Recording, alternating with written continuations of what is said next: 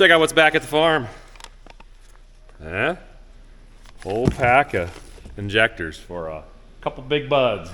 I think it's time we put them back in, get this tractor going again, get the cylinder on it, get out of this building so we can get big brood in here, because we got plans for that machine. So let's start this process. I've been reading the service manual, and it doesn't seem too terribly complicated to put these injectors in. But first I got to clean the bores out where the injectors sit. 6 bores. So I'm going to get a really clean cloth, and I'm going to go in there and wipe out the insides just carefully. They're copper, I believe, copper inside, so I just got to be real gentle when I work in there. But get all the carbon out as much as I can, just make sure I get it as clean as possible, and then start the process of inserting the injectors. They have to go in a certain alignment, and then once they're on, the cap screws are tightened down to 145 inch-pounds. Then we start the process of assembling all the overhead, and then we need to do an overhead adjustment on this thing, all the valves. So let's get to it.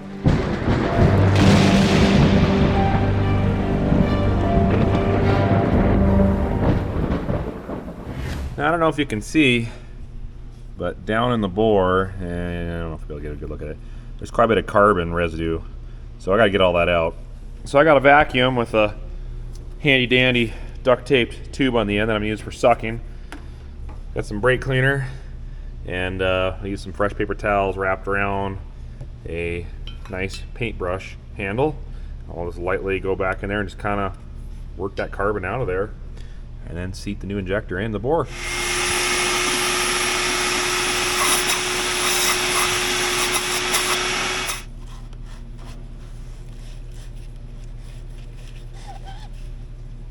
So I believe I got it all cleaned out. I've got the ports lined up on the injector for the fuel and the oil. So I think it's time. I'm going to use some clean, fresh engine oil, and I'm going to lube this baby up really good, get those O-rings nice and lathered up with a lot of oil.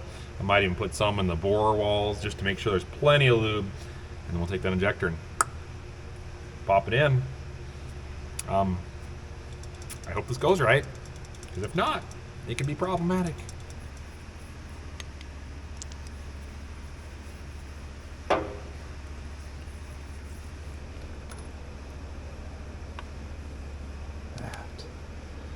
Okay.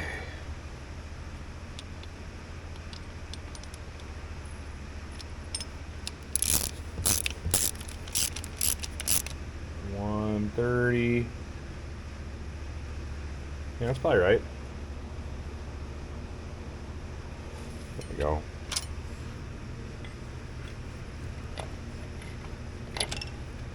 Alright. Make sure all the push rods line up correctly.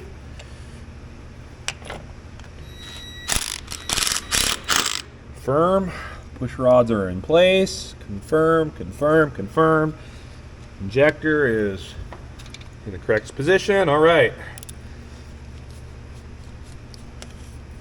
There we go. Injector for number 1 is in. Now, I did already set this to top dead center. How you do it's pretty cool. There's a, what do they call it? Anyways, there's like a bolt head right there. It's not a bolt head. It's a worm drive. And you put a socket on it and a wrench, and you crank this over, push it in, crank it over, and it'll actually crank the engine. And then there's indicators on this pulley that tell you what position the valves are set at. And so I have it set on number 1 right now for adjustment, but we'll check it again when we get them in. But I'm gonna go ahead and just go through the rest of those now, do the same process, put all the injectors in, and the rocker arms, and then bring leg arms back in here, and we'll carefully do the process of setting the valves and the injector. And then theoretically put the valve covers back on, button it back up, and then that hydraulic cylinder in the back here, and this tractor will be ready to get out of this building. It's been here a long time. There's oil all over the floor. It needs to go. All right, there we go. All the injectors are in, rocker arms are installed. Now we just got to set the valves and put all the valve covers back on. They did tell us that the original injectors, well, these are the original injectors. These are the rebuilt original injectors, but the caps were all shot on them. They said they were pretty bad condition. So it was probably a good thing we did this. So I guess next up, we'll set the valves. Hey, look who we got down there. So leg arms, hey, is cranking the engine over, and we're getting to position A, which I had on early. Actually, you're right there. So go a little further, looks like, just a hair more. Let me look at it. Keep going, keep going. A little more. Right there. Okay, that's lined up. So according to our book here, A says cylinder 2 and 5. So one of the two, this is 2, this is 5. So we're gonna check and see which cylinder is closed right now. So I'm checking the arms on the exhaust and intake stroke. Those are tight. So not that one.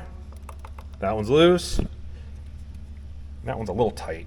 That one should be loose. Let me check this one again. Yeah, it could be. So technically on A, I should be able to set this one, and then the injector, so I get fingerprints and everything, on A, if the injector is on 2, I can adjust injector on cylinder 4, which is this one right here. So we're basically just kind of getting it all figured out to make sure we're on the right page, doing this a bunch of times over in our minds, and then when it comes time, we'll start it and set the intake at 0.14 and the exhaust at 0.27. So I've got 14 right here, and then I've got an 8 and a 19 to make 27 there. I was wrong on the numbers when I said it earlier. It's 0.014 for the intake and 0.027 for the exhaust adjustment. And also on this, I don't have the correct tool to adjust the injectors. I've never done that before.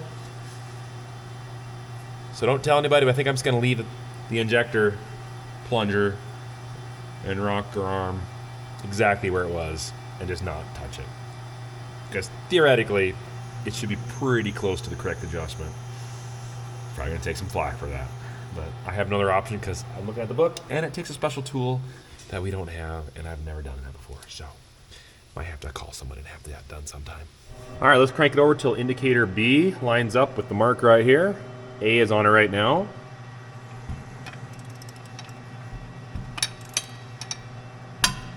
Okay, let's take a look. A little bit more. Oh. Right there. According to this service manual, if I'm on indicator B, I can service either cylinder 3 or cylinder 4, depending on which rotation it's in. So 1, 2, 3. So let's check, see if which ones are loose. Those ones are not loose. So I'm betting money it's this one right here. That one's got a little slop in it. That one's got slop in it. So I can adjust this one right now. This 3 is going to have to be after I do a whole 180-degree rotation and get back on indicator B again. But we'll do this one right now. So first thing I'm going to do, just out of curiosity, before I adjust anything, I'm just going to go ahead and slip the exhaust feeler gauge in and see how it is. Actually, it might be a little loose, but that's pretty good. Let's see what the intake is. And it's tight. Is this 14? Yeah. 0.014. Yeah, see, that doesn't even fit in there. So this one's off. This one's a little loose. Let's go ahead and adjust them. So first thing, we got to break the jam nut. Make sure they're loose on them. Okay. Then I take my feeler gauge for the exhaust. I put it underneath and slowly tighten up. Screw until it starts getting kind of firm, where I can slide it back and forth, but I can get it in and out without it getting stuck. A little tighter. That's a little too tight there. I'd say right there. Okay. 10 and 19 makes 28. So that should not fit in there. And it does not. So we're golden. So this one's done. Now I want to make sure this jam nut is not going to come loose. There we go. 8, 19 makes 27. Good. Done. So now put this one in here, do the same thing. I can't even get it under it right now. Just loosen it up a little bit. Right there. Okay. There we go. 15 thousandths. Will 15 thousandths fit? No, it does not. We're good. So I'm just going to go ahead and repeat those steps through all 6 cylinders. And then I can throw the valve covers back on, and this baby's ready to run again. Except for that cylinder, so I got to put that on.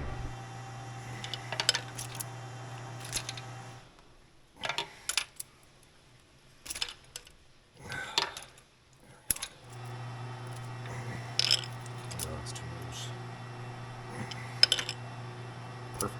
A while back, we were talking about how this tractor leaks so much oil. It's always found places to seep oil out of the engine. And that's normal for these KTA engines. They're kind of common for leaking. But with all that said, someone made the comment and said, oh, we have engines like that too. You should try this. If it only has 2 valve cover vents on it, you should add a third one, because those engines just tend to build up a lot of crankcase pressure, and there's just not enough venting inside that block to let the pressure out, and then so it starts pushing oil out of places that shouldn't come out.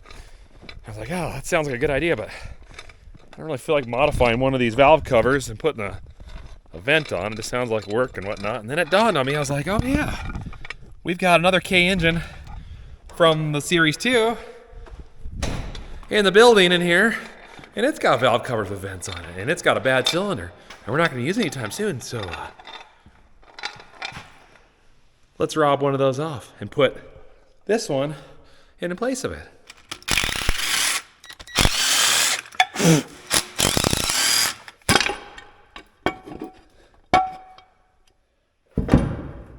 Oh, wow. There's a lot of rust damage in there. Huh. Wonder why those are so rusty. Huh. Okay. Well, this engine needs rebuilt anyways, but that's not good to see. I don't like that.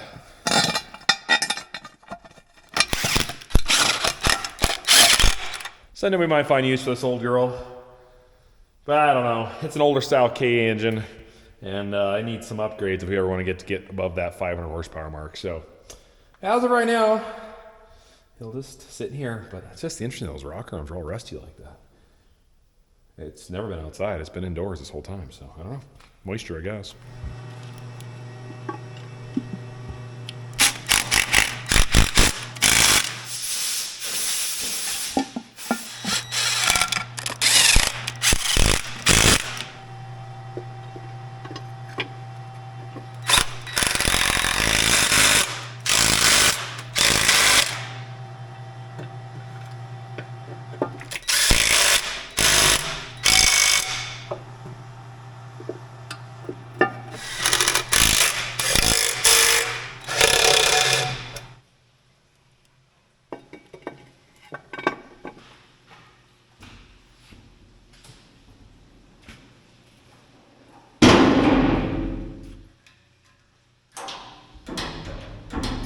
All right, with the overhead all done, now the next step is a steer cylinder.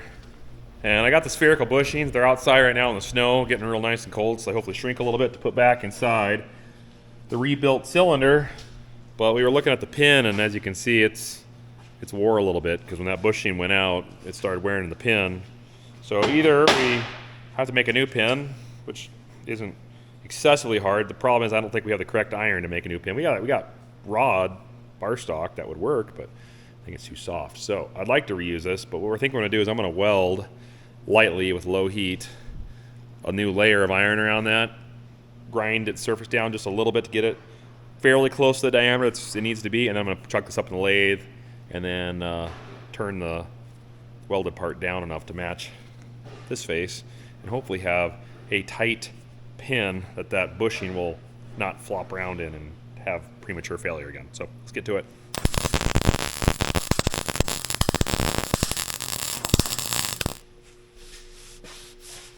Yeah, let's clean it up.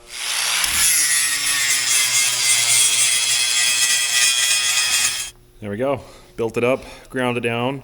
Still not quite the right diameter. This stops right about here. So there's a little bit of a ridge right there from a previous wear, but look at the size difference. Series 5 Big Bud, Series 1, or Series 3 Big Bud, steer pin.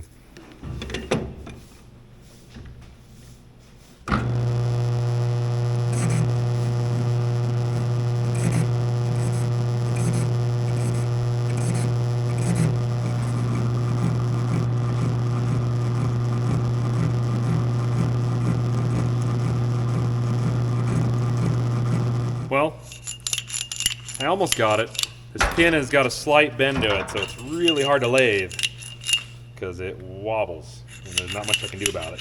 But it stops. It actually probably goes far enough, but I think I'm just going to take a little bit more off up here just to guarantee that We don't have a bind spot when it gets that close. But at least it'll ride in the bushing and not the bushing on the pin.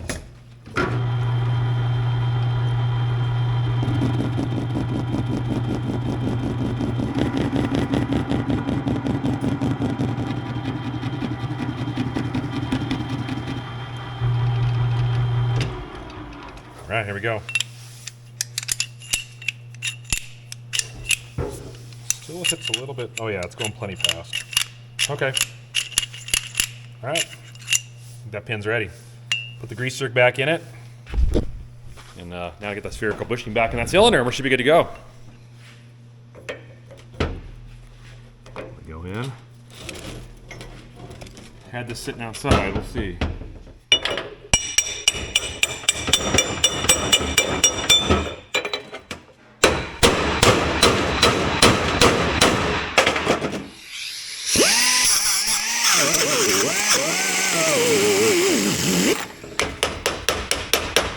There we go, finally. Perfect. Oh yeah, look at that. That is beautiful. There. It's nice, this cutoff wheel is the perfect size to clean that inside out. All right, let's get the cylinder over there, let's put it on.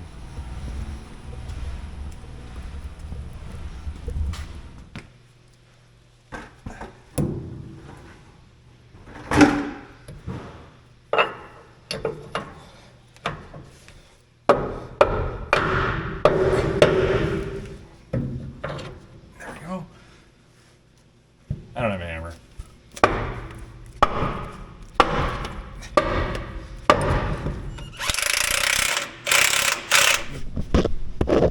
You want this? All right, it's on it. So what's going on is I got to somehow extend the cylinder, and it is stiff. I can't muscle it by hand, so we're going to come along it and pull the cylinder out far enough that hopefully I can get it on the frame here and put the pin in it. Sounds good? Enjoy.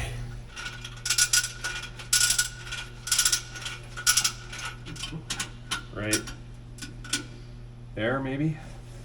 Okay, you let the tension off it. All right. There we go. Maybe I might be able to pound this in there. If there. Oh, it is really close. I need a hammer. Or actually, I got this bar. This bar might do. I probably need a hammer.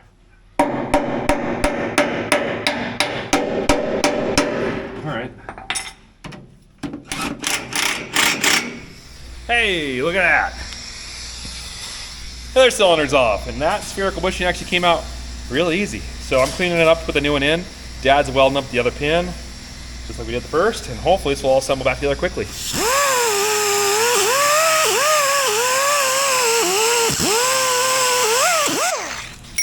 All right, here we go. Still got some snow on it. Come on, girl. Behave. I like the lip right there, actually. Come on, here. Oh, it's going in.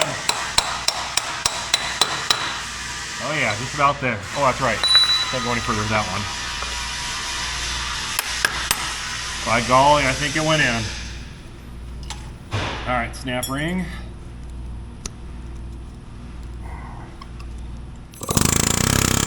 There. All right, it's all together.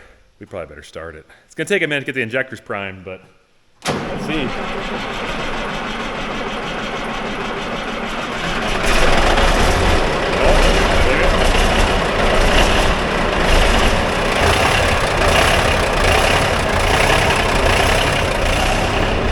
Brand new injectors in that baby. Brand new rebuilt injectors. Freshly ran overhead. And some new hydraulic cylinders in the center. And she smokes still. Woo!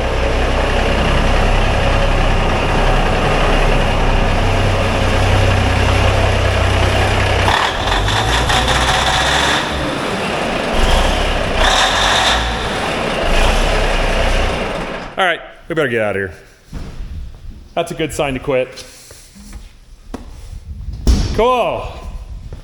Oh, we'll know how well it runs when it gets hot and under load, but there is more to be done. I mean, technically, when it gets engine temperature warm, or at high idle for 5 minutes, they say you're supposed to then go through the injectors and do the whole injector adjusting process, but I don't have the right tool, so we're just gonna see how it goes. But theoretically, it should be as where we left it, so let's hope it is. But anyways, guys, as we close down here, thanks for watching.